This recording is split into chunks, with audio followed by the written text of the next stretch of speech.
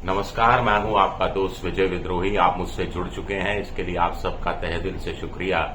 अगले 8-10 मिनट में आपसे जुड़े रहने की कोशिश करूंगा। तो पश्चिम बंगाल विधानसभा चुनाव कौन जीत रहा है, कौन हार रहा है, ये फॉर्मूला एक नया डिकोड हुआ है। बड़ा इंटरेस्टिंग फॉर्मूला है। थोड़ा सा एक लाइन बता दूं, पूरा पश्चिम बंगाल का चुनाव 2 आंकड़ों में सिमट कर रह गया है और ये जो फॉर्मूला है ये दोनों आंकड़ों के बीच का एक संबंध बताता है, वो मैं आपको बताऊंगा। कुल मिलाकर देखिए 27 लाख नाम कटे, ठीक है। दोनों चरणों में मिलाकर 92.95% वोट पड़ा, ठीक है। 2021 का जो चुनाव था उसके मुकाबले 31 लाख वोट ज्यादा पड़े। तो 27 लाख वोट कटते हैं, 31 लाख वोट बढ़ते हैं।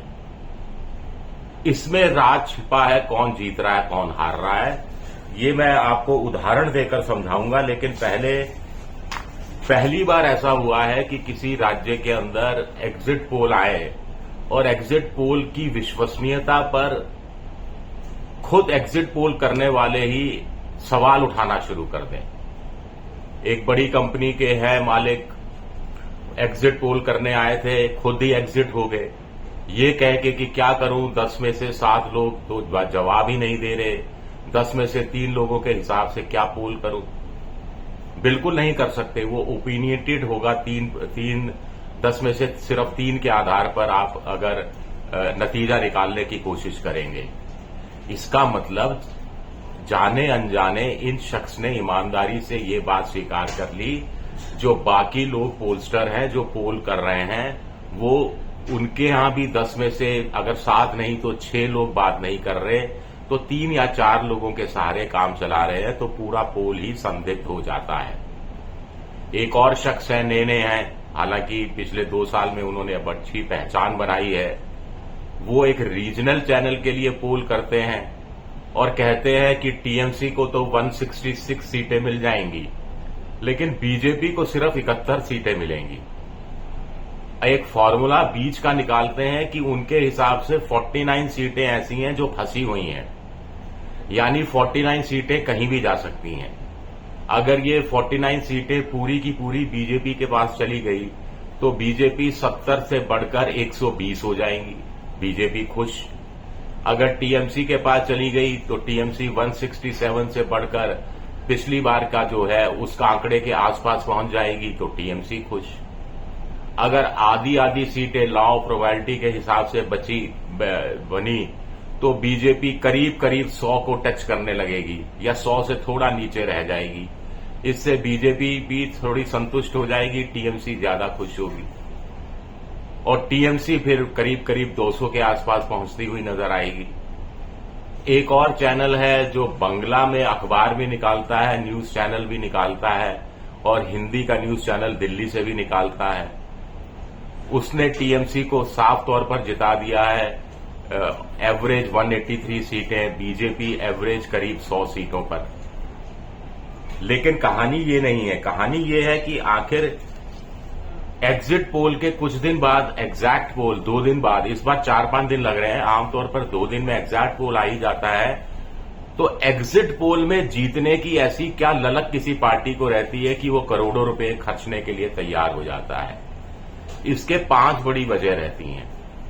एक वजह है कि अपने कार्यकर्ताओं में, अपने पोलिंग एजेंट में उत्साह पैदा करना, उत्साह बनाए रखना, क्योंकि काउंटिंग वाले दिन अगर पार्टी का पोलिंग एजेंट मौजूद नहीं है तो दूसरी पार्टी गड़बड़ कर सकती है, खास तौर से अगर आप विपक्ष में हैं और सामने वाली पार्टी सत्ता में है।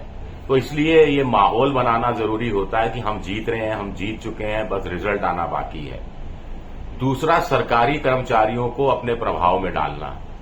अगर कोई जो एग्जिट पोल में जीत रहा हो और जो माहौल बना रहा हो, उस पर यकीन कर लेते हैं सरकारी कर्मचारी और फिर बदल जाते हैं। मान लीजिए विपक्ष जीत रहा है तो वो स्ट्रिक्टनेस बरतना शुरू कर देंगे और ऐसे में विपक्ष को कुछ सीटों का फायदा हो सकता है। जैसे पोस्टल बैलेट जब गिने जाते हैं तो दाएं बाएं 100, 200, 400 वोट, हमारे समय में कहा जाता था कि आरओ जो रिटर्निंग ऑफिसर होता है उसी के हाथ में 1000-2000 वोट होता है और क्लोज कंटेस्ट के चुनाव में आसानी से चीजें ऊपर नीचे की जा सकती हैं। कुछ लोग कह रहे हैं कि जो पार्टियां होती हैं वो सट्टा इतना पैसा इन्वेस्ट कर देती हैं चुनाव में कि थोड़ी रिकवरी जरूरी हो जाती है, तो सट्टा बाजार को प्रभावित करने के लिए, शेयर बाजार को प्रभावित करने के लिए इस तरह के मैनिपुलेशन किए जाते हैं।